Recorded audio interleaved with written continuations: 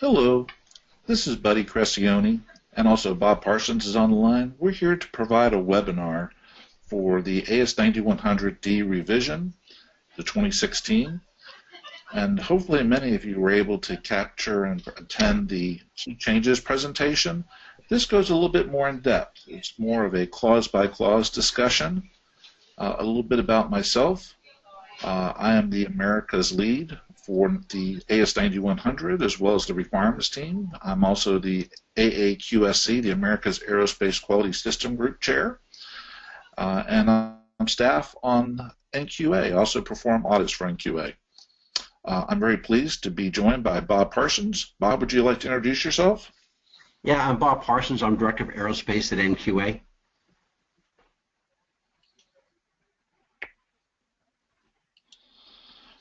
Oops. So just a little bit of background. In September of this year, the 9100 standard was released across all the different sectors.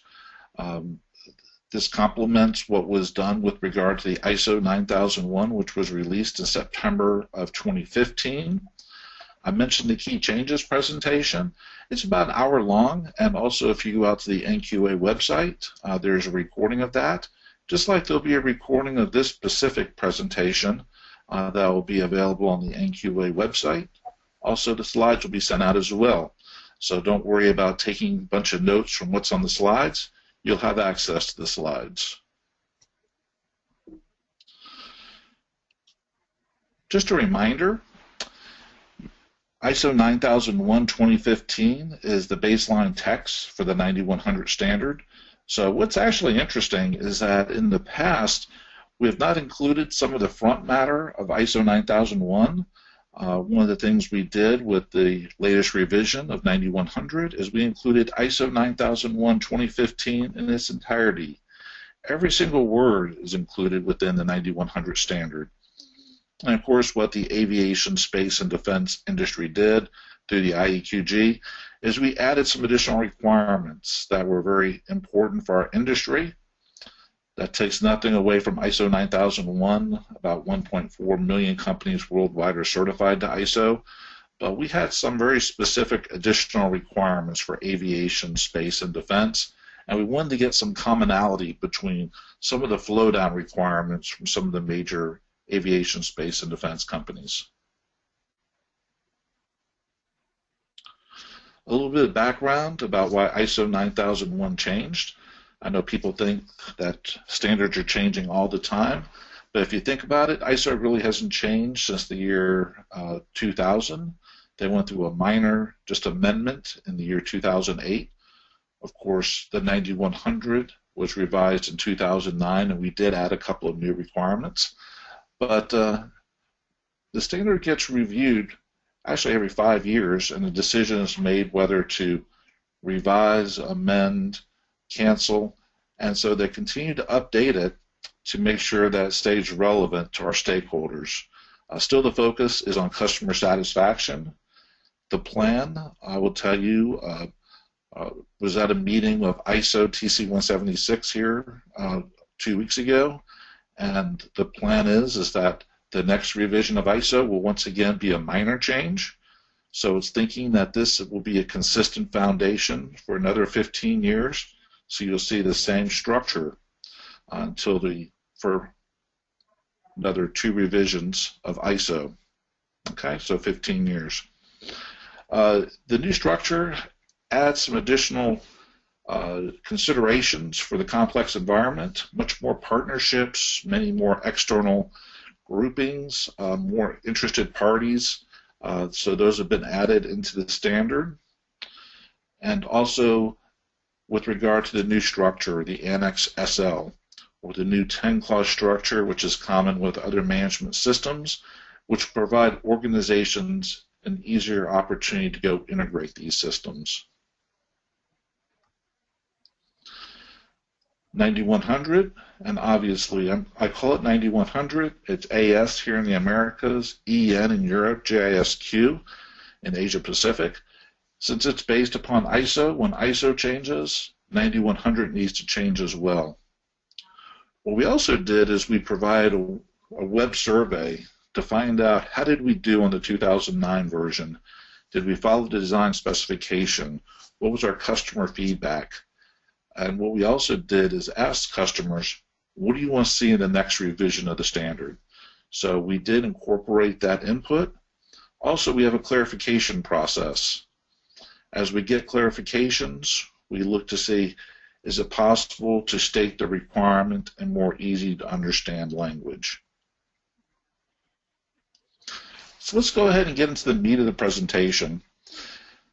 All the rest of the slides, as we talk about the clauses, will be in the structure, where if there's a change to ISO 9001, will be in a tan box, 9100, pale blue. And also, several of the slides are marked with a little I for information. We have additional slides on these different topics that are considered pretty important, both from an ISO 9001 perspective as well as a 9100 perspective. So, forward, revision summary, rationale, intended application, really not very many changes there. Of course, the intended application, there is a note that encourages you that if you have deliverable software, we recommend you use the 9115 standard. That standard will be updated and revised and be released in the first quarter of next year. The introduction, 0.1, the general section. It's interesting because this is the first time I've ever known ISO to kind of right up front define the terms shall, should, may, and can. So it says, you know, for requirement, it's a shall, and then it defines what the guidance and the permissions are with regards to should, may, and can. We have received some questions. I guess the FAA has started using the term must, and that is something that ISO has not embraced. There's only one must in the whole standard, and that's actually in the preface of the standard. But a shall statement is a requirement. And with that being said as well, sometimes I get the question about what is auditable within the standard.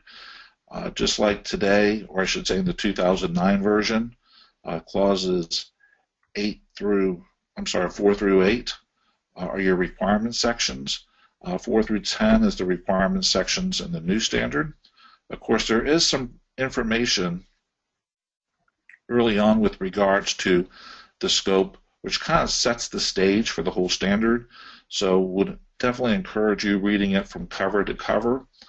Also, there's annexes. Annexes are guidance, which are in the very back, which helps you with implementation and understanding the standard, but those are informational only and not for auditing. Quality management principles, first introduced in the year 2000. There were 8 principles to consider. What's interesting is that even though ISO 9001 was based upon these principles, it wasn't listed in the standard. You had to go to ISO 9000 or 9004 to go look at it. The principles are very consistent with what they were first introduced back in the year 2000. They have changed from 8 principles to 7. The systems approach to management has been combined with the process approach. Speaking about the process approach, I would say that this particular standard, the ISO, has not only embraced what was first started in the year 2000, they've actually embellished and have additional information, additional focus on the process approach. They have a clause here with the process approach where they have a schematic representation of a process as well as the PDCA, Plan, Do, Check, Act cycle. So would encourage you to make sure that with your own implementations, you're consistent with the processes that you've established with your interaction of processes, and use kind of a Plan, Do, Check, Act with regards to all of your processes within your system. Other things, 0.4, relationship with other management standards. What's interesting is that they have this clause, also references in the appendix, which includes all of the ISO, and we've also added all the IAQG procedures with the little tables showing the relationship of these procedures to the clauses of the standard. A very good, helpful way if you're looking for guidance or best practices or how do I go implement a particular process. Good reference material there, some very good information. Requirements starts with the scope. Normative references, terms and definitions, we've added two. Counterfeit parts, which was interesting. Counterfeit parts very much championed and we received a lot of encouragement from the Department of Defense and the space industry, NASA, here in the United States. Product safety, we'll talk more about both of these concepts, but product safety, setting the stage a little bit for safety management systems. The standard doesn't require a full-blown safety management system, but you have to admit product safety is pretty important with regard to our industry. So getting into the meat, context of the organization. In Section 4, you're defining your quality management system. And 4.1 is very interesting. We're understanding the organization in its context. It's almost like you're doing kind of a organizational assessment. Let me look at my external factors and my internal factors. Many companies do this as part of their strategic planning activity. Also, they do it as part of their SWOTs, their strengths, weaknesses, opportunities, threats. So to go look at the external issues, for example, legal, technological, competitive, who are my competitors? Do I have enough of a market here to be able to go be successful? Cultural, social, economic environments. Kind of looking at the business environment you're working within. And the internal, do we have the right internal issues, values, culture, knowledge, performance to go be successful, or do we need to go implement something to make sure that we can be successful as an organization? Interested parties, a broader term than what's been used in the past. Of course, in the standard, we always talked about stakeholders. And of course, the most important stakeholder, as well as the most important interested party, is our customer. But the standard goes beyond that when talking about interested party. We have an additional slide on this, so we'll talk a little bit more about this. 4.3, determining the scope of the quality management system. Today, if you're a certified organization, you have a scope of what your system is, and would encourage you to go take a look at that. That statement sets the boundaries and how you operate. In the past, you were able to take exclusions for things within Section 7. Kind of the negative. The new standard, the ISO text, talks about applicability. Now, with that being said, it requires you to say what's applicable and therefore the converse, what's not applicable. Many people are getting kind of a little bit concerned about, do I need to go list every single clause that's applicable since we're talking about the positive? If it was me and I was putting together the documentation, I'd probably say all the clauses are applicable. The following are not applicable, and then include justification about why they're not applicable. We'll talk some more about that. I have an additional slide on that as well. Quality management system and its processes. We've always required, what's your interaction of processes? What's the processes that you have? We've gone a little bit further to also require who's responsible for those processes within the 9100 text. And it also requires you to maintain documented information to be maintained or retained to the extent necessary. We'll talk a little bit more about that when we get to Section 7. Many people were surprised by ISO removing the requirement for a quality manual. Well, many of us have contract requirements or regulatory requirements for a quality manual, so we cannot get rid of it ourselves.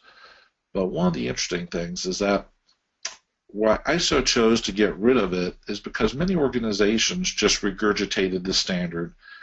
And as you know, that was not required as part of ISO 9001 in the past. So what they did is they said, here are the key things that's required with regards to a quality manual.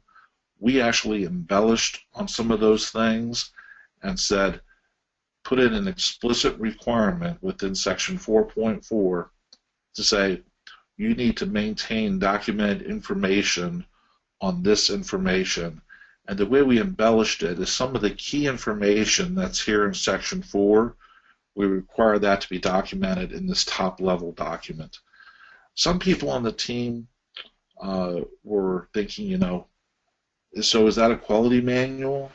And it's kind of interesting, you know, we've used the term quality manual for years, but a manual is typically very low-level documentation, or the kind of documentation we're talking about. So it's really up at the top of your organizational, your procedure structure that defines your system. So it can be called a quality manual, or if you want to call it a concept of operations or other things, that's fine too. But it's expected that all this information is aggregated into a single document. So it's something that can be shared with your customers, your auditors, and also clearly understood within your organization. So let's talk a little bit more about interested parties. First, ISO 9000. Of course, we go to when we need to define a term that's not in the standard. That's our source, is ISO 9000. So it says definition: a stakeholder, person, or organization that can affect or be affected or perceive itself to be affected by a decision or activity. Some examples: employees, management, owners, unions, suppliers, customers, partners, regulatory authorities, certification organization. So you have a lot of potential interested parties. The standard talks specifically about relevant interested parties. So as you're defining your interested parties, and that's one of the pieces of information that's required now in this top-level document, you need to determine which are relevant and how they're relevant to your system. Okay, let me give you some examples. Employees. Obviously, as you are developing your quality management system, you need to consider employees. You're considering employees in the work environment. You're considering employees in the competency of the work, how you document information. So obviously, employees are very much integral to how you operate and develop your quality management system. Suppliers. Once again, how am I going to go work with my suppliers, make sure that my suppliers have the necessary information to go be successful? Am I sharing the right information, my updates to my designs, my purchasing information clear? Customers. Obviously, why and how we exist as an organization through the customers. Regulatory authorities. You know, if I have regulatory, statutory requirements, I need to bake those into my processes. So I hope you can see that there's a lot of interested parties that are involved with regard to your quality management system. But what's important, though, is, like I said, you need to determine how they're impacted within your organization. There's a requirement in design and development input to consider the input of interested parties. Obviously, all these examples here of interested parties are not people or organizations or entities that I'd go to for input into design reviews or design inputs. So in setting and determining your interested parties, make sure you show how they would be applicable as well. Some different criteria. It can be, and by the way, as an example, customers are one of the examples.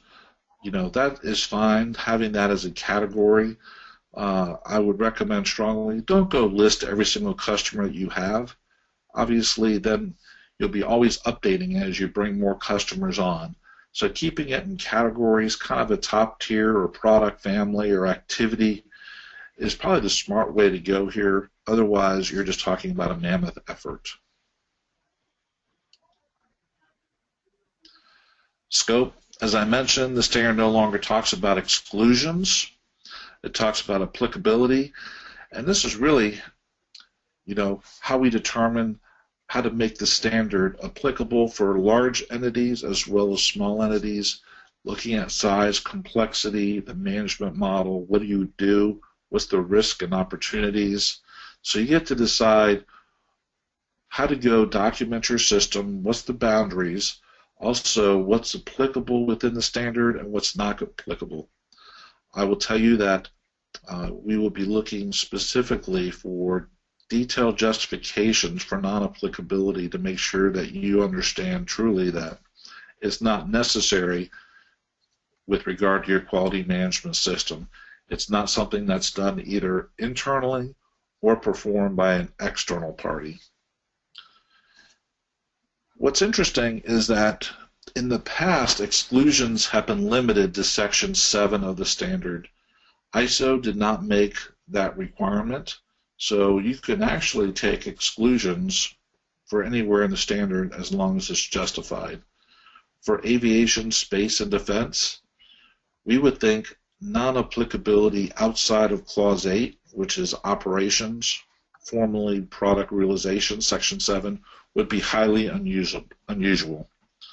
Not to say it can't happen, but I can't think of too many situations when an organization can have a justified exclusion outside of Section 8.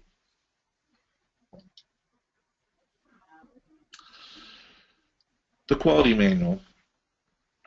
As I mentioned, ISO chose to remove it. We thought it was important to have some kind of maintained document information that talked about things like interested parties. This is not something that every time you come to the site, you want a different answer about interested party. You want a process to go identify who those are, and you want to go document that. The quality management system scope, the process descriptions, sequence and interactions, and responsibilities and authorities for the processes. What ISO has done, though, and 9100 has allowed, is that this is required to be documented information. It's no longer required to have it be a documented procedure. There's creative ways to go do this. You can have it be a website, wikis. There's one of the things that ISO has allowed is organizations to be more creative with how they do documented information.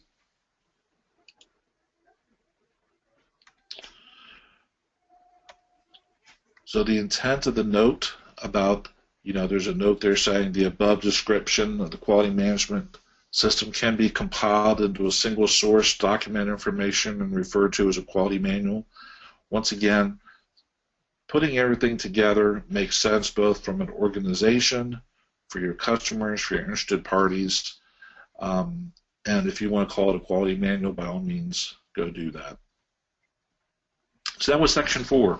Section 5, additional focus on leadership. Of course, the standards today, Section 5, is management responsibility.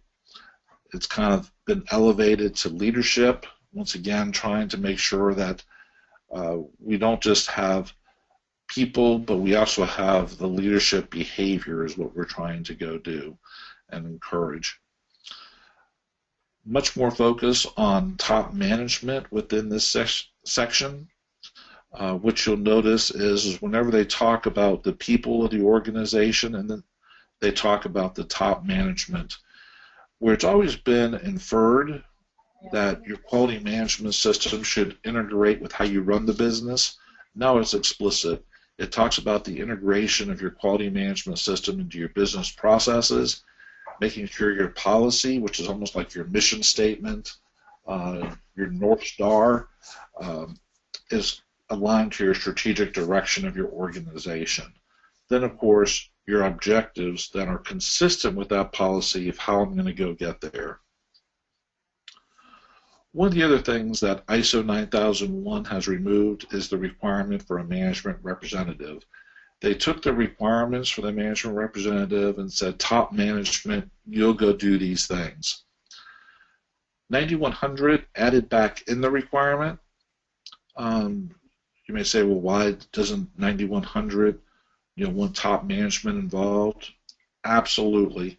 Matter of fact, I'm real pleased to say I believe a lot of the changes that ISO has made during this revision, because of some of the enhancements that aviation, space, and defense, and in particularly the 9101 and the OPMT with how we audit the standard, they have adopted some of our implementations and thinking. So, for example, I mentioned the additional focus on processes. There's more additional focus on results, which is what we did when we introduced PEARS, Process Effectiveness Assessment Reports, focusing on process and the KPIs associated with it. We've required, for years that there be an interview with top management. Now you're seeing ISO as well, focusing on top management. But one of the issues about what ISO did is that it's possible for top management to delegate those responsibilities to multiple people, such that I no longer have a single point of accountability, responsibility, and authority for my system. So therefore, we thought that was important to have, so 9100 added back in the requirement for a management representative.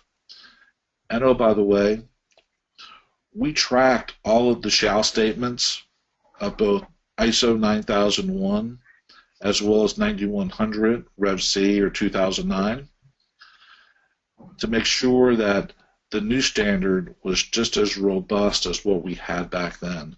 So there were actually several times that ISO chose to remove a requirement. We thought it was a good idea to maintain that requirement, so we have added it back into 9100.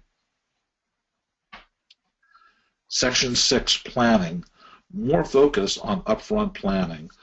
This has been something that we did in 2009 with project management to try to bolster planning, and ISO has done some things in this revision to emphasize it as well. Many of you have probably heard about risk-based thinking. Well, this is where it resides within Section 6.1. We have a clause on actions to address risk and opportunities. It shows up in the planning clause, which then also permeates throughout the entire standard. So you're going to see information on risk and opportunities throughout the standard. What we're talking about here is quality management system risk. So you would expect that to start with your planning activity, with your objective setting, and then also, how does it also permeate my whole system? Quality objectives and planning to achieve them. You need to really go take a look at Clause 6.2. There is more structure required with regards to objective setting. One of the, I'll call it a benefit, one of the benefits of going to Annex SL is when we merged with other management systems like environmental. Environmental had a very strong program aspect of how are you going to go achieve your objectives, who's going to be responsible, what's the time frame in which they're going to be achieved. And so when we got to Annex SL with some of this common text, there's been more focus and kind of a increase in responsibilities with regards to quality objectives. I will say also that I would encourage you as you're doing those to have those be SMART. So SMART, of course, being specific, measurable, attainable, relevant, and time-bound. The last clause in Section 6 is planning of changes. Once again, planning happens throughout the entire standard, but there's additional emphasis up front here. Some people say that this is kind of similar to quality management system planning that existed before, but it specifically talks about changes and making sure changes are carried out in a planned manner such that our system is sustained.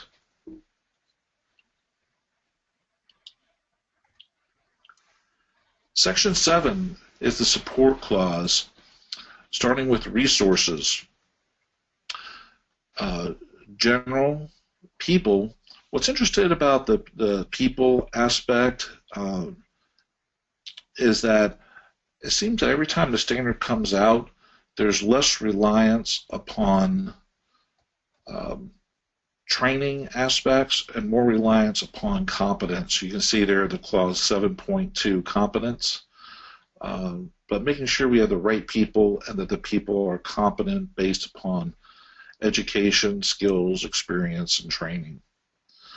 This is where infrastructure shows up, the infrastructure of the organization. What are those things necessary for your quality management system to deliver conforming products to your customer? So many times there's an infrastructure that's required to go do that. Environment for the operation of processes.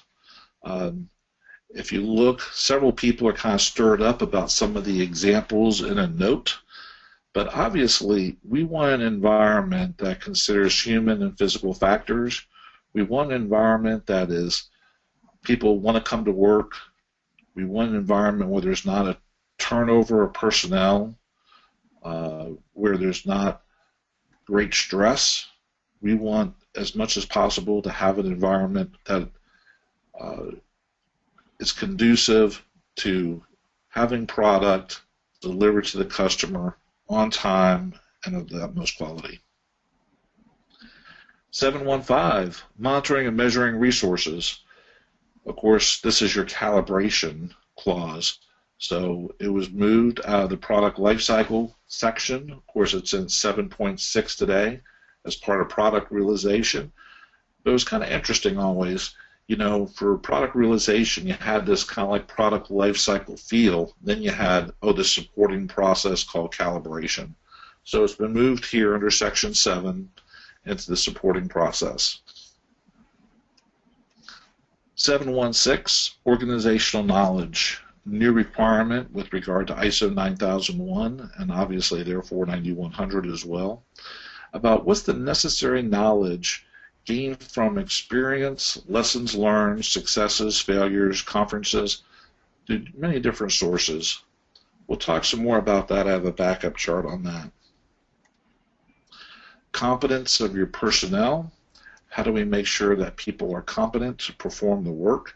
What's kind of interesting too is the competence and organizational knowledge and how they work together. You know, many of your organizations have something called a competency matrix or a job matrix, where you go make sure that who's qualified to go do the work. Well, if you think about it, that fits real nicely with regard to organizational knowledge. You don't want to be one deep such that you can't continue operations if, you know, that particular person leaves the organization. So it's all about how do we make sure that we have continuity of operations, we're sharing information, and we're not just one deep relying upon one person. 7.3, awareness. Awareness of a lot of things. Of course, we've always seen awareness of the quality policy and how employees contribute to objectives.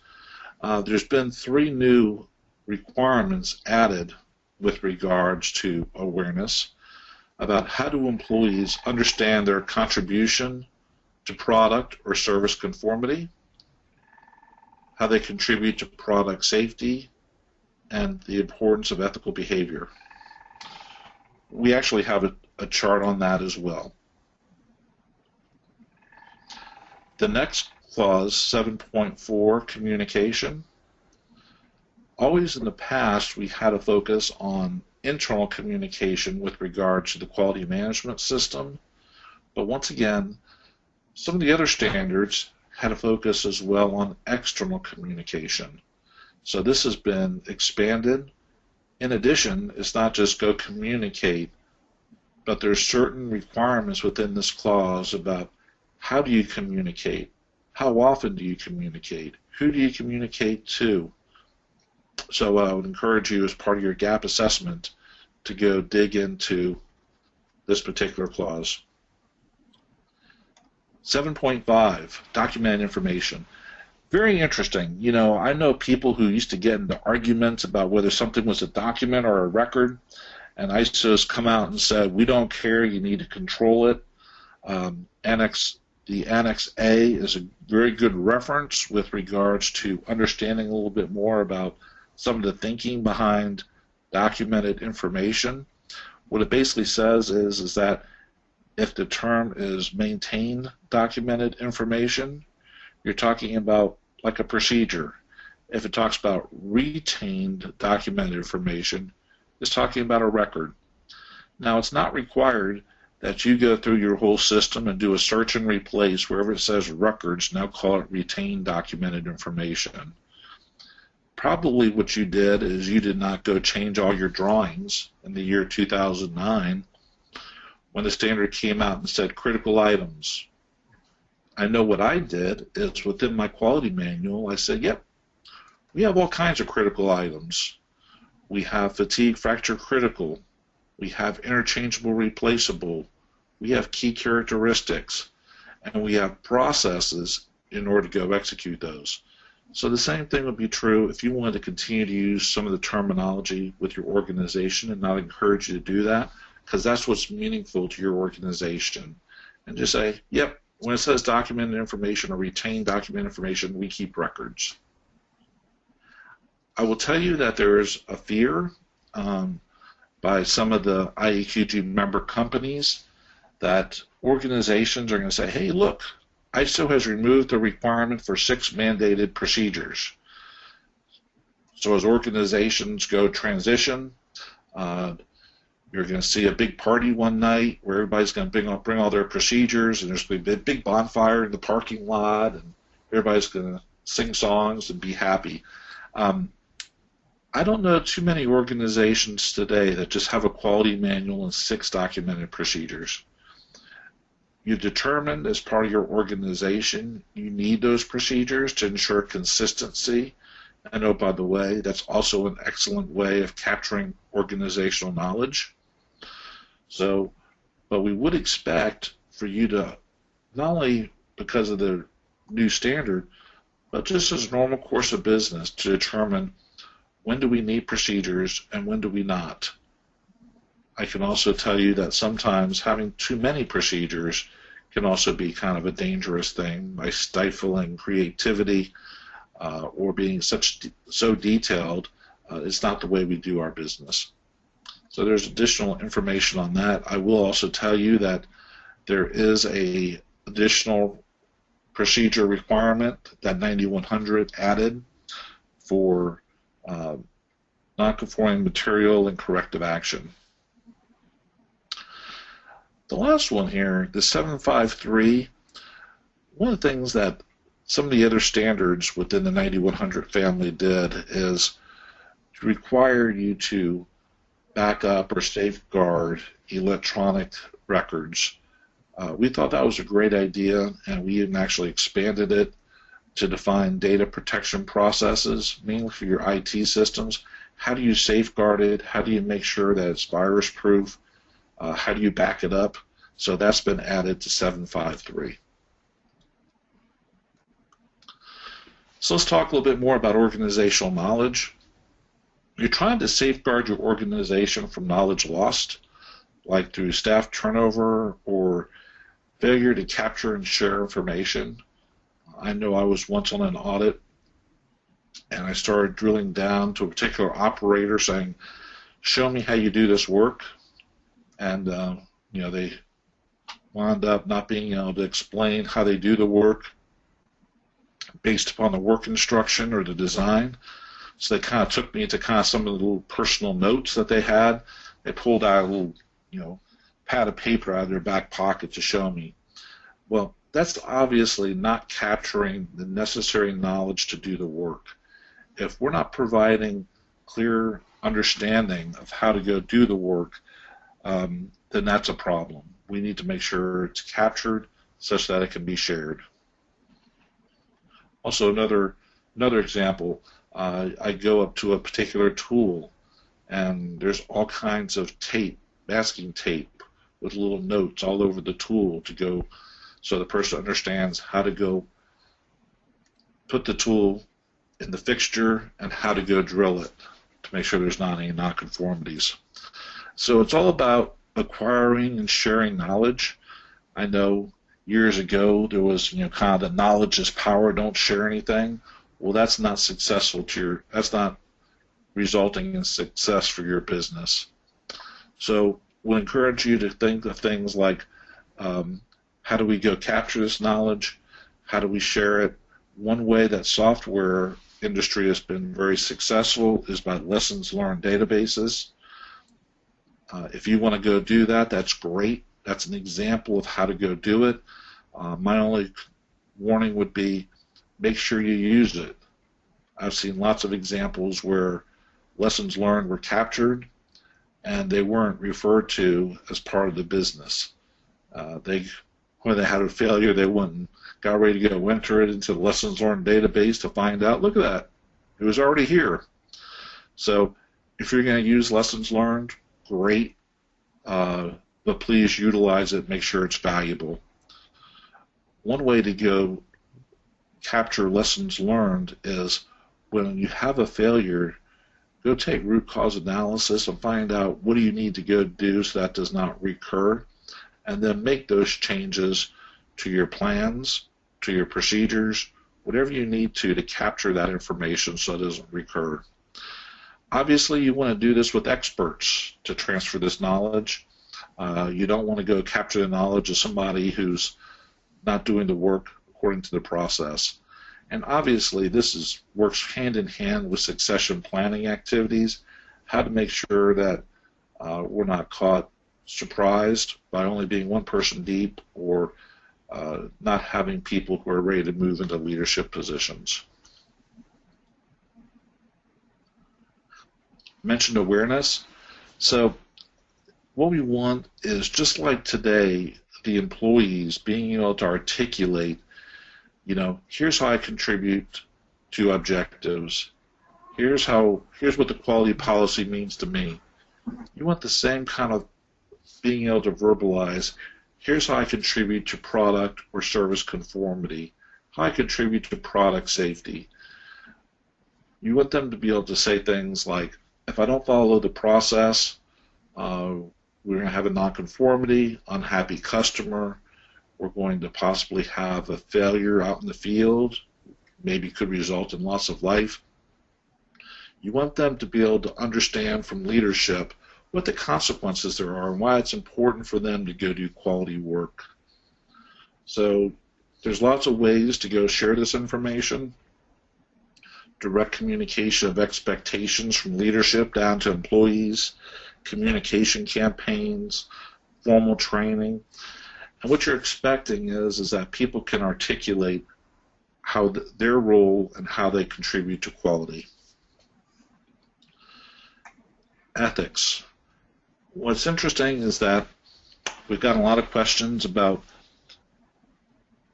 do I need to go set up an ethics office? No.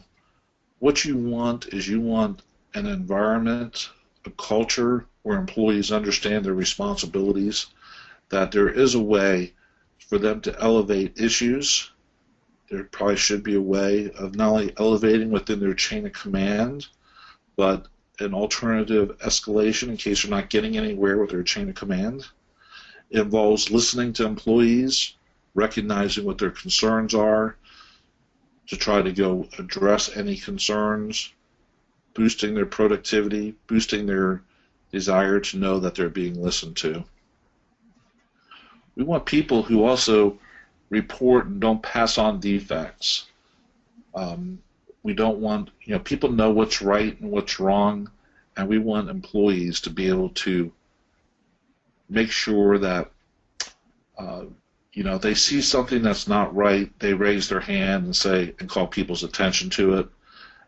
Obviously, issues with ethical behavior can be very damaging to the overall image and culture within a company. It can be very damaging. It can even be criminal. Could even be lawful, where there's laws, regulations, rules with regards to ethical behavior. A little bit more about documented information. Once again, the organizations get to determine the documentation to the extent necessary for their processes.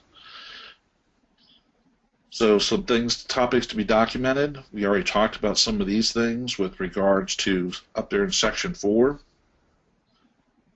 Also the fact that aviation, space, and defense requires documented information for nonconformity and corrective action. But there's also different ways you can go put together documented information, embedded videos, flow diagrams, lots of different ways. Posters are all different ways you can go meet the requirement for documented information. Also, it's the responsibility of the organization to retain documented information. Not only where the standard says retain documented information, but also it's expected that you have some evidence within your system to be able to show the effective operation of your quality management system. So sections 4 through 7 were all the planning aspects of the quality management system. Now let's talk about section 8, operation. This is the doing. This is your product life cycle, and it starts with planning and control for the operations. One of the things you'll notice is that there's not a clause called project management or work transfer. The requirements for those particular topics are still embedded within clause 8.1. Especially the term project management was confusing to some, thinking that it was for Kaizen projects or facilities projects, where, as I mentioned before, it was meant to just bolster the planning within resource and schedule constraints of your product realization or your product life cycle. Also, what you'll see is to reinforce additional planning, you'll see additional focus on quality, on-time delivery of products and services. That, of course, is the mantra of IAQG. I think there's always been a good focus on quality, maybe not as much of a focus on on-time delivery. So you'll see additional focus on on-time delivery with additional measures that's required for that. Obviously, if your customer is not getting parts on time, you're not satisfying your customer. Many times when they get parts late, it forces action where the organization has to work things out of sequence, which increases the opportunities for non-conforming material and also FOD, because I wasn't supposed to be drilling in these areas. Now I got shavings all over the place. So once again, focus on not only quality but on-time delivery. To prevent delivery of non-conforming products and services, additional focus on escape management. How do we make sure that escapes are not occurring from our system to the customer? And if we do have escapes, digging into the whys with good root cause analysis to prevent that from occurring. Also, you'll see additional focus on having everybody involved, representatives from all functions involved in operational planning and control, as well as through the whole product life cycle. Once again, we want to focus on communication. You'll also see, I believe it's a note, talking about promoting integrated phase processes as a method to achieve operational planning and control. I don't need to communicate to you, but there is a wide interest in APQP and PPAP with regards to the aviation, space, and defense organizations. This was, of course, first used by the automotive industry. We have a new standard that was recently published, IAQG does, AS 9145 on APQP and PPAP. I will tell you that it's not required that you implement that standard or you implement APQP or PPAP. But several organizations have found that advanced planning to be extremely helpful, and it minimizes nonconformities and defects down the line.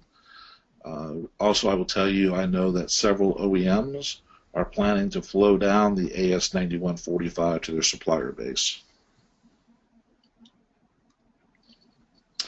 Operation risk management. So in section, what's interesting is back in 2009, when we first introduced risk management concept, of course, risk was always included with regards to the contracting aspect, but we added risk management for Section 7, product realization, in 2009, and there was a lot of discussion about the fact of, should we add it for the whole quality management system? And what was interesting is that we decided that the next revision of the standard would introduce QMS risk. Well, ISO has already done that with clause 6.1 with the risk-based thinking that permeates the whole standard. So this is kind of the subset of that that talks about operational risk management. Operational because it's within Section 8 of the standard for operation. And this is where we're talking about product risk that we introduced in the year 2009. I will tell you that there's really no major changes from what was in the 2009 version of the standard. Configuration management is interesting. We first entered, we used to have configuration management in clause 4.3. It was interesting because that's kind of the document, section 4 is kind of the documentation section. So we moved it to section 7 in the year 2009. And we wanted to add some additional details instead of just having a single line item. So what we did is we took some information from ISO 10007, which is kind of the the formal authority for configuration management, and we put those in as subtitles, subclauses. It included things like configuration status accounting, configuration identification. But where these things made a lot of sense to your configuration management professional, to your small mom and pop shop, they were confusing terms. So what we did is we reworded this entire section to make it a little bit easier to understand. So hopefully people will be like, I don't do configuration management. Everybody does some level of configuration management. Product safety. Talked a little bit about this already. We have an additional chart on this where we talk about product safety through the product life cycle. Product safety has always been critical for our products, whether you're talking aviation, space, and defense. Also, prevention of counterfeit parts. How do we make sure that we prevent the use of counterfeit or suspect counterfeit parts? And there's an additional slide on that as well. So I talked a little bit about it. 6.1, we talk about risk-based thinking. We're talking about risk from a whole quality management system perspective. 8.1 is talking specifically about the product lifecycle risk with regards to within Section 8 of the standard, and it requires a formal process to manage the risk. Also, what we did is here's the Annex A4, which talks about what risk-based thinking is all about. If people tell you that ISO has taken out preventive action, please set them straight. Risk-based thinking replaces preventive action. Preventive action was a clause that was at the very end of the standard, 853. It included several subclauses that were really not intuitive to how businesses implemented preventive action. So it's my experience that many organizations had to come up with some examples to satisfy an auditor, and that's not the intent of a standard. The intent of a standard is how do we put controls, best practices, minimum expectations for organizations to be successful, not just to go have to generate information for an auditor. So the new standard is preventive. The new standard does encourage proactive behavior, and to be honest with you, it always has. So the risk-based thinking also makes a little bit more flexibility, a little bit more focus, because I'm focused on my business around where the higher risks are. There's actually no formal method required for risk management and risk-based thinking, where for the 9100 edition in Section 8, there is required risk management. Product safety. Product safety is also within Section 8.1, but it's also included throughout Section 8 and throughout the whole standard. You see there all the different clauses where product safety is referenced.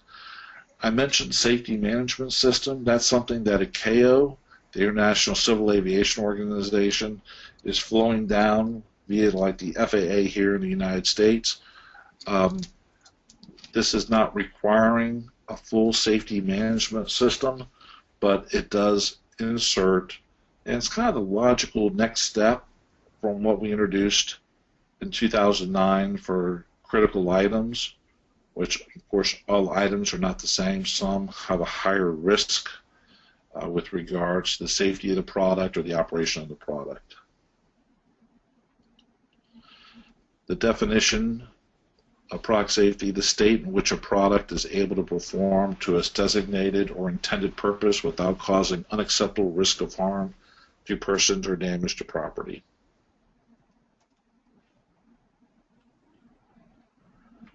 Some examples, please remember these are examples, not requirements. You need to assess the hazards and the mitigation of associated risk.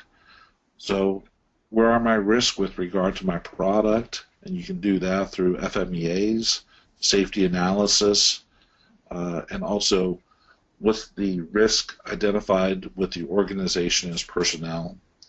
What are those safety critical items or critical items that we have? How do I make sure that I'm managing those appropriately? How do I analyze and report any events affecting safety? I know sometimes safety incidences can be embarrassing, but we need to analyze to see why it happened and then report those, so those can also be shared with others, and also the communication of those events and the training within the organization, so people are aware of what happened and what we want to make sure we never happens again. Counterfeit parts. You know, it's interesting because we get so used in our daily lives, if the electronic component doesn't work, we throw it away. Well, we have aircraft that have been flying for longer than I've been alive, and we have electronic components within those aircraft that need to be replaced. So how do we make sure that we get the right materials and we don't introduce counterfeit parts? It's a growing threat within our industry. There's an SAE committee on specifically counterfeit parts that's putting out different standards on how to go control that. Those requirements are not mandatory to be 9100 compliant, but if you're struggling about what are some ways we can go do this, I would encourage you to go take a look at those.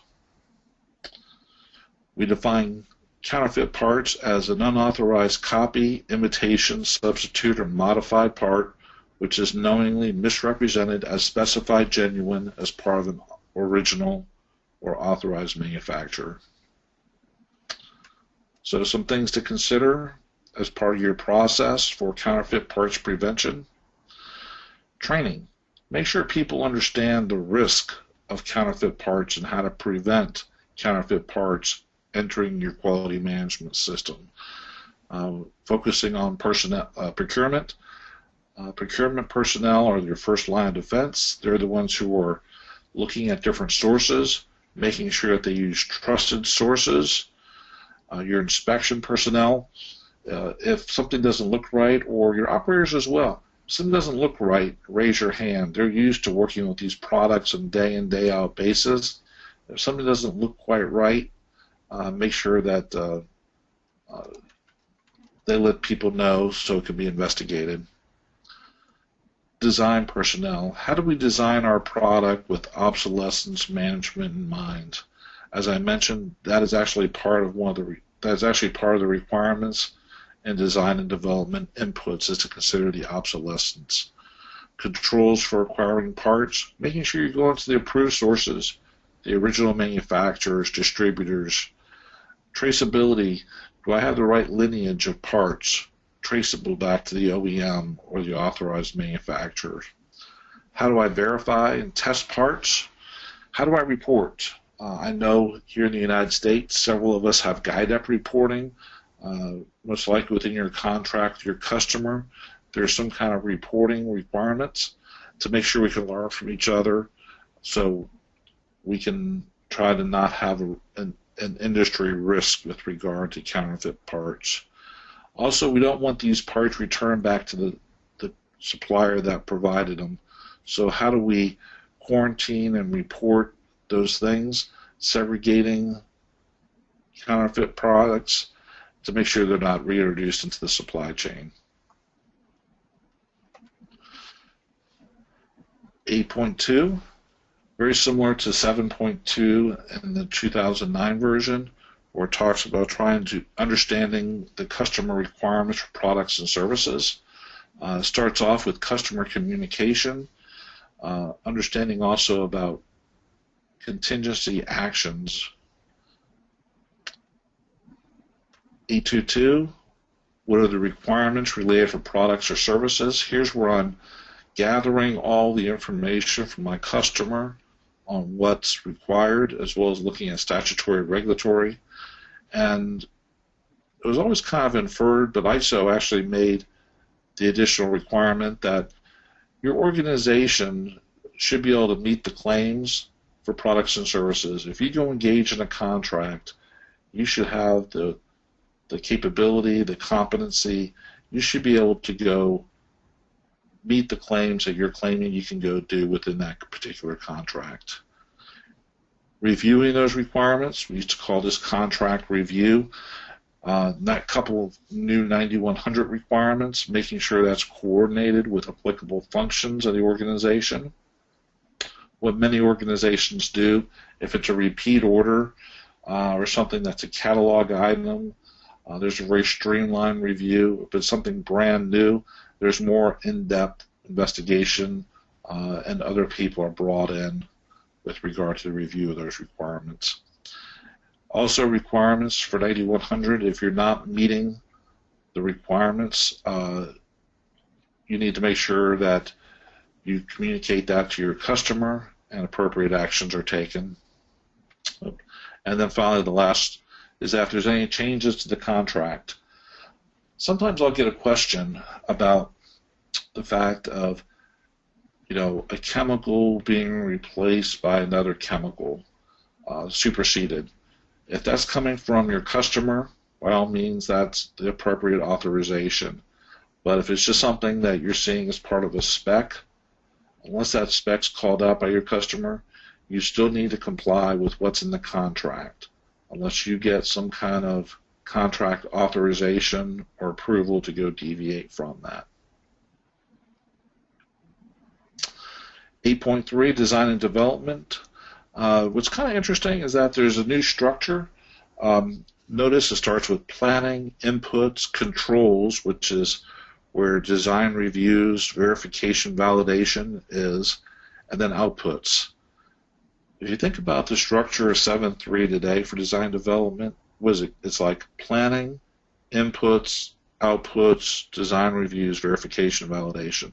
So this is more in a process flow structure, which is a much better way to go show the particular requirements.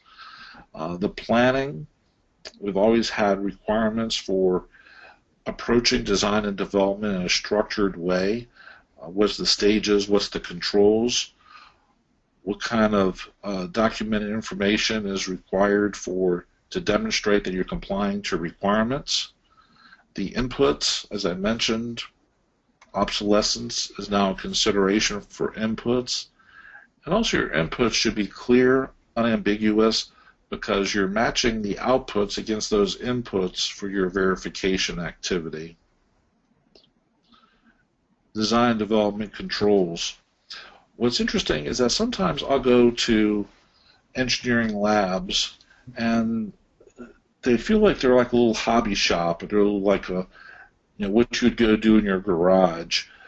They're not the controls necessary that you would expect within a quality management system. And a lot of the times, these labs are setting up what the environment is for production. So we need to mimic a production environment as much as possible. So one of the new requirements for 9100 is that even if you're within the design development areas, you need to have calibrated devices used for testing to make sure that these things are properly controlled. Outputs, one of the new requirements is that it be approved by authorized personnel prior to release. We've always required, who's able to go release your engineering drawings and your data packages. Now there's a requirement. And lastly, changes to your system. How do we control changes? How do we make sure that if there's a change that affects customers, that we're notifying the customers? Also, before we make changes, we look for the impact to other aspects of the design. 8.4, formerly known as purchasing. It was interesting because before we had purchasing, but not all organizations use purchasing to go control their outsourcing. Sometimes it'd be like, well, I have a mom and pop shop over here, or I have a sister division, or I only use purchasing for hardware-related things or production-related things. I don't use it for services. So we had this terminology of both purchasing as well as outsourcing. Well, now both of these concepts have been integrated into 8.4. Control of externally provided processes, like special processes, products, and services that you procure. Okay? So anything that's necessary for your quality management system that you did not do internal to your organization would fall under 8.4. 8.4.1 talks about the controls with regards to your suppliers, these externally provided process products and service providers. One of the aspects is that sometimes when higher tiered customers get defects, it's not because their suppliers did something, but sometimes it's because of their direct or sub-tier suppliers. So now there's an explicit requirement for external providers to apply appropriate controls to their direct and sub-tier external providers. So sometimes what we'll see is a customer say, here's my requirements, and it's expected that you flow those down to your suppliers and your sub-tiers. So there's a flow down of requirements all the way through the different tiers of the supply chain. Especially where we start seeing problems is if sub-tiers change, then, oh my gosh, sometimes they make it just like the design calls for it. So what are the controls necessary to make sure that we're managing that activity? The type and extent of control. We have some backup slides on this as well, but many of you will recall from Rev B of the standard, we had a requirement for test reports and testing of raw materials. That's been added back into the standard. There's concern with regards to test reports not being used. Hey, I'll just go put them in the file without verifying information to make sure it complies with requirements. And raw materials, sometimes, we talked about this in 2009, especially for critical items. Part of our risk management should be, how do I go verify that those raw materials are appropriate or what they say it is, because if it's not, the parts could crack. It could result in downed aircraft, downed spacecraft, loss of life. So whenever there's an operational risk, we need to go assess within our organization and determine what raw materials should be going and being tested. Information for external providers. What we did is this is where we talk about the 2009 is called purchasing information or purchase orders. We grouped some things to be more common, so you don't just have a big old long list, but there's more explicit topics to communicate requirements to external providers as part of that list. So talking once again about evaluating the data on test reports. So for an implementation, determine what products test reports are required, and then check those test results to make sure they're compliant before accepting the parts. Raw materials. The concern is that sometimes there's fraudulent raw materials out there. Sometimes the reports that come along with the raw materials are not accurate. So first, determine what are your critical parts, what are the parts of significant operational risk. Then go look to see what raw materials are going into that particular product. One of the questions we got before is, on the Rev B, is that we had auditors who were expecting to see test reports for every single raw material on an annual basis. No, it should be risk-based. That was always the intent. So once again, if you're looking at, if you have critical raw materials, we're mainly talking about, like, if you have like a titanium part, you need to go verify that it has the right chemical physicals, and you independently go check that. Sometimes I got a question about, is paint a raw material? Obviously, the paint is not going to really necessarily affect, significant operational risk. You get to make that determination, but what you need to go control and take the appropriate actions.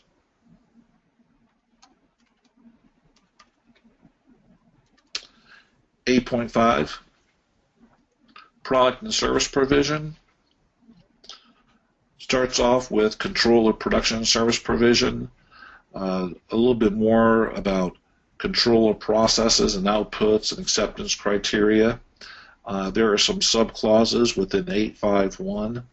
So control of equipment, tools, and software programs, making sure that before you introduce it out to the production line, you've verified it. What's interesting is that the special process clause 7.5.2 in the 2009 version, ISO has summarized that into a single clause, or a single, I think it's G if I'm not mistaken, of 8.5.1. We did not think that that provided adequate information, so what we did is we added 8.5.1.2 validation and control of special processes. 8.5.1.3 production process verification. 8.5.2 identification, traceability, property belonging to customers. Very few changes in these areas. When traceability is a requirement, you're to go follow it. Make sure it's traceable back to the raw material. Property belonging to customers, you need to safeguard it, report if there's any kind of damage to it. Preservation, I call this material handling, but also it's for constituent parts as well. Remember, before we had 7.5.1.4 for post-delivery activities. ISO has now added a clause for post-delivery activities. And so we added our 9100 additional text into this clause. The question I always get is there was a lot of discussion about the 2009 requirement 7514B about moving that to non-conforming material, corrective action. The team spent a lot of time talking about it, and we did believe that the best fit was in this post-delivery activities. It is a separate, it's not part of a list any longer. It's a standalone requirement. That's talking about where problems are detected after delivery, the organization will take appropriate action. If you're getting return product, whether it's under warranty or not, if you're getting return product, it'd be very tough for you to have this clause be non-applicable to your system. At least that aspect of 855 would be applicable. Control of changes. I already talked about ISO's embellishment to make sure that more focus on changes and change management. Release of products and services, a new clause within ISO. What do we need to go do before we release product and deliver parts to the customer? What do we need to go ensure? Who's able to go release it? Who's the authorizing person? Control of non-conforming outputs. Once again, there's a procedure requirement. How do we go control to make sure that our non-conforming material is properly dispositioned and correctly dispositioned? So that was the do. So clauses 4 through 7, the plan, the do, section 8, section 9, check. So it starts off with a general section under monitoring, measurement, analysis, evaluation. This is also where customer satisfaction is. But this analysis and evaluation, very interesting.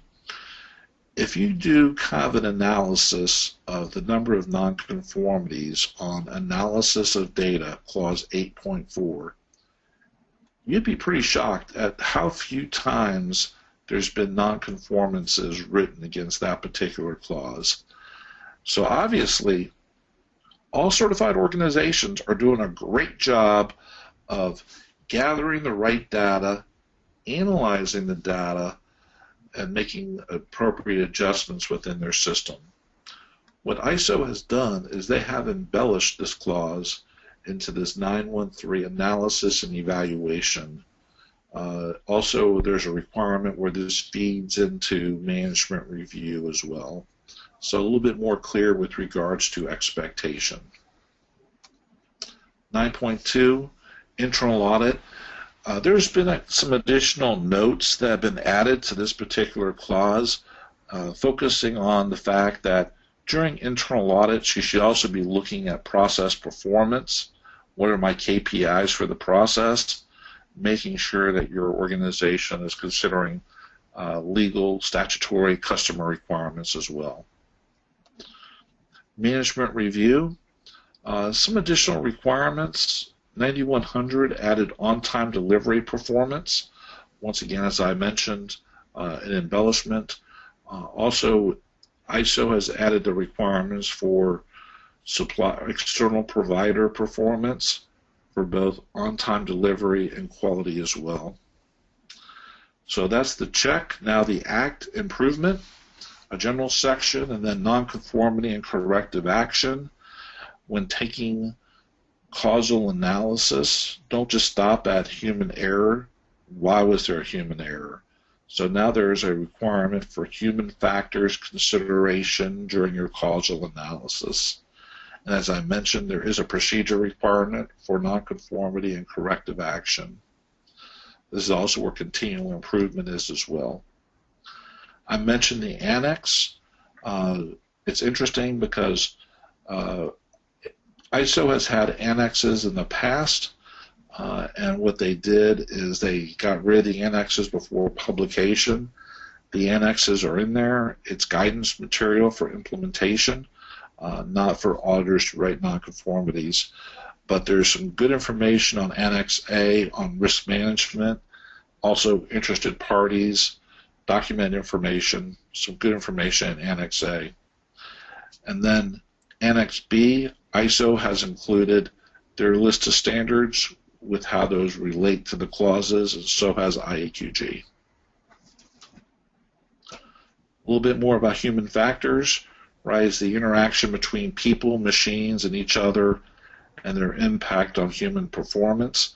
Sometimes ergonomics can enter into this as well. There's also other places where human factors is brought in.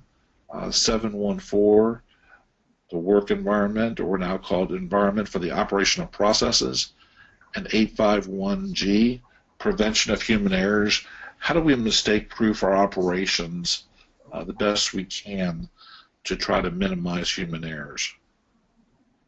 So from an implementation standpoint, look at the human factors according to the products, workplace, equipment, people. Include human factors when you're doing your root cause analysis, and capitalize on lessons learned. So everything I just went over is kind of summarized on this one chart. The black text is the ISO changes. The blue italics is the 9100 changes. So if you wanted to see it kind of all in one spot, of course it's a higher level summary. So as we're going through some of the changes, I think I emphasized some of the benefits, but overall, what's the benefits of having an implemented and well-managed quality management system? It's all about safe, reliable products, getting to our customer on time, meeting requirements to meet or exceed customer regulatory requirements. It should be the way you operate day to day. The 9100 tells you what to go do, not how to go do it. If you've made this wondrous and complex, shame on you, go change it. The standard doesn't require you to do something that doesn't make logical sense. It should be the way you do business day in and day out, not just when you're being audited. Improve the integration with the business operations and strategy, that your documentation reflects the work performed. You're focused on all your interested parties, including the supply chain and stakeholder.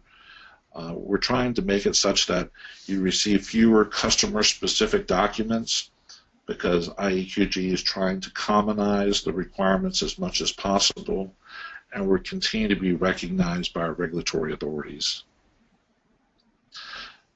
So as I said in the very beginning, ISO was released in September 2015, the 9100 series in 2016, the 9101, 9110, 9120 in the October timeframe. The November date, let's talk a little bit about that.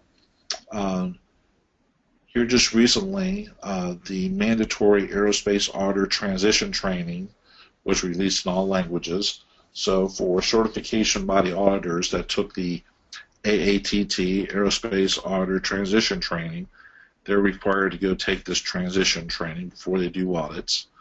Also, OASIS Next Generation Project Phase 1. So if you go to OASIS today, you'll see that it has a very different look and feel. The good news is in my opinion, it's more intuitive than the old system is.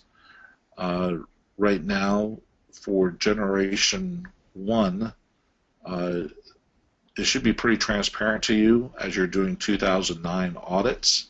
But as you transition to the 2016, as an organization, you'll see a change. You'll see your auditors entering things directly into OASIS Next Gen. If there's any nonconformities, those nonconformities will be sent to you. You'll fill them out in OASIS Next Gen. It won't just be a records retention repository, it will actually be a system. We're working towards the September 2018 date, where at that point the 2009 certificates will no longer be valid. The reason we're moving towards this is that is a date that ISO selected.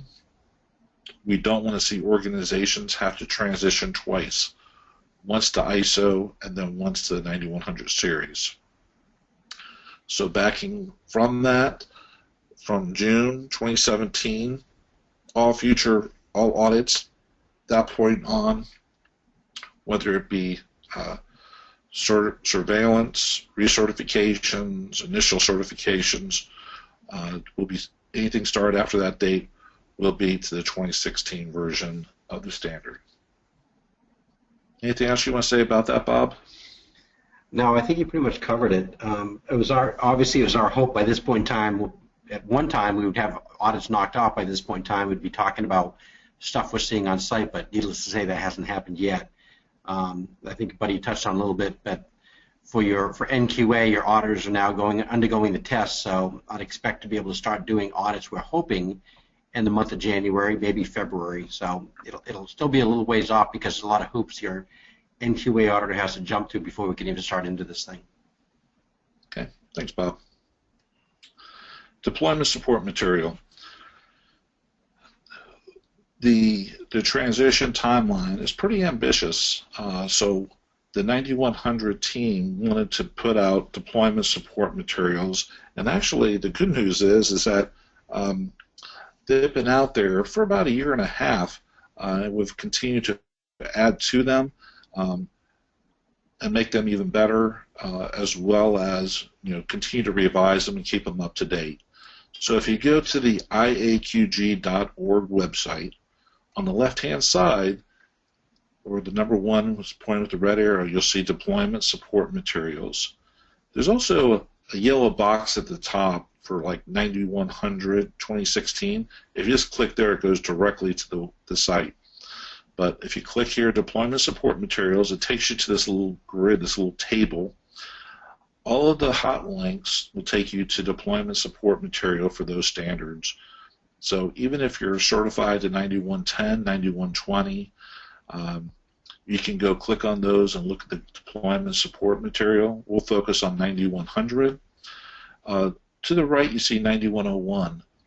Let me talk a little bit about that because we've not really talked too much about what the QMS audit requirements are.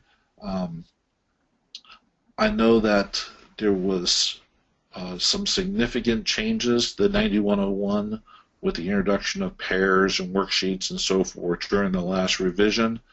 There are very few changes with regard to the 9101. The grading of the pairs today is 1 through 4, and the new version has the grading of process realization and process effectiveness. Now go from 1 to 5.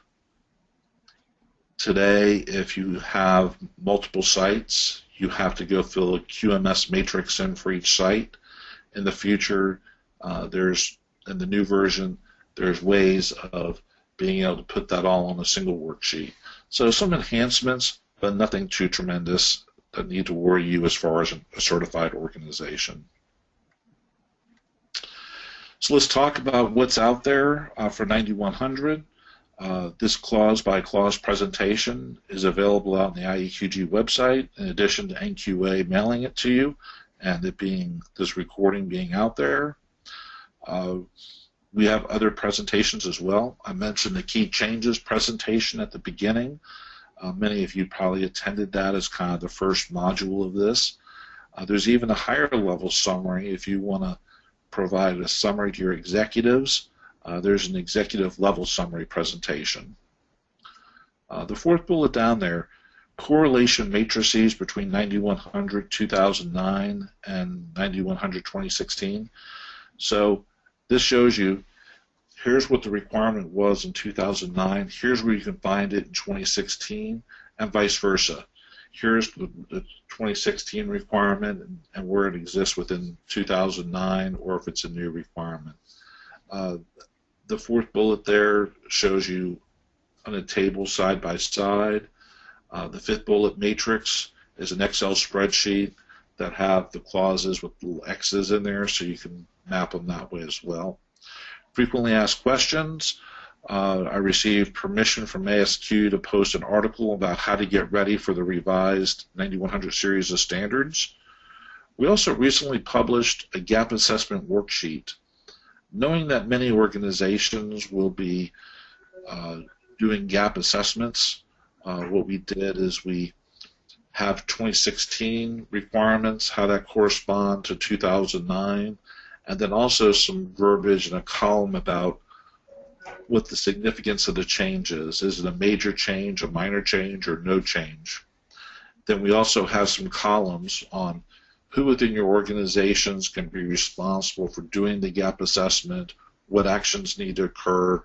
So feel free to modify that to meet your needs.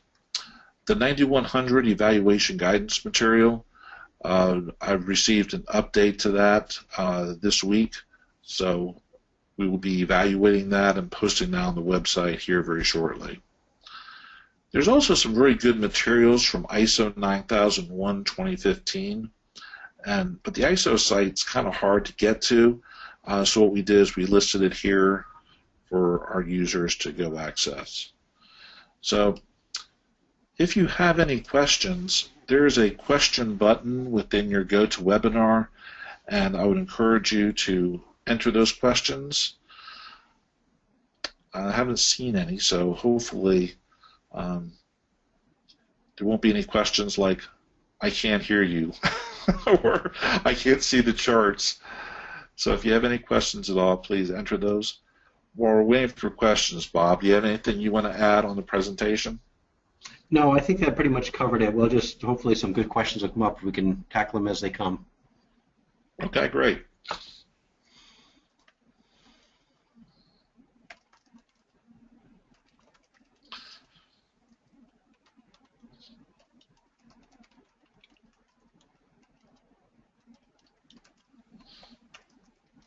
Okay.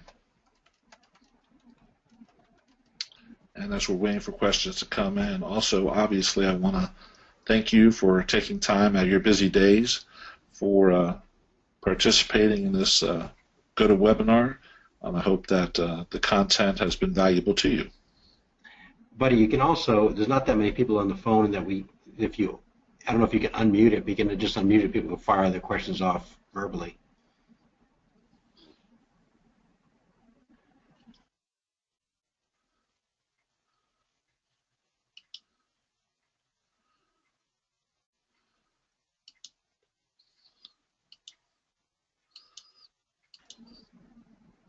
Here we go. Attendees.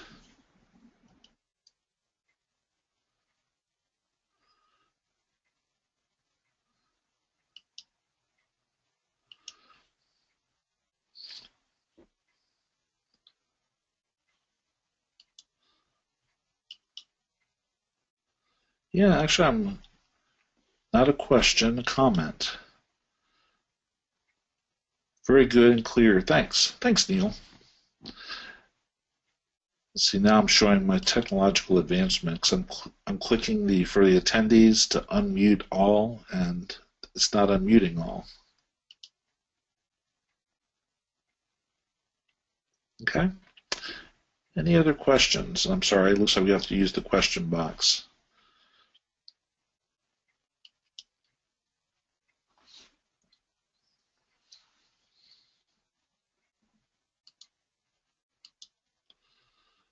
So I can go through and unmute each person. Okay. So there's not that many of us.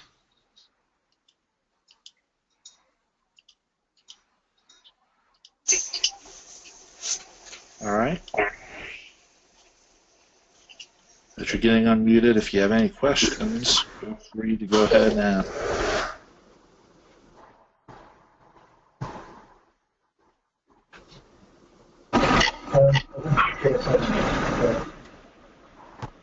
And you'll start hearing all the background noise too. All right. Okay, here we go. Thanks, buddy. A clear and concise presentation. Thank you, John. Andy. That was a good run through. Thanks. Useful material for us to use when briefing our teams. Great. And that's really the intent of this as well, is for you to take this material and go use it with your teams. That way you're not having to go try to create something on your own.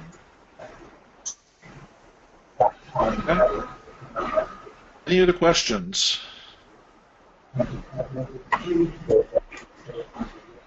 Bob, I think I guess we must have done a good job. I'm not seeing too many questions. I guess we'll just kind of sign off at this point. Any closing comments?